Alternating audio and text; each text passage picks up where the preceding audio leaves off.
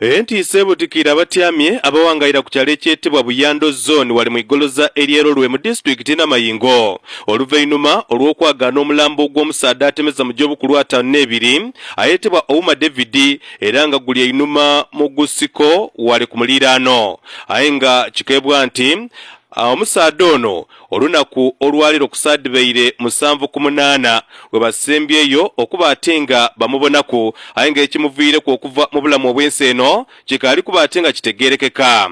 Abatyamye okuva ku ebuuyi eyo bakuba bati omusaadde ono Ouma aboneka oti ava mu iwanga lya Kenya aye nga batera okumuwulira ng'ayogera ennimi ed'endawulo bw'oti olunaku olwaleero bagwire ku mulambo gwe einuma mu Gusiko wali ku muliraano.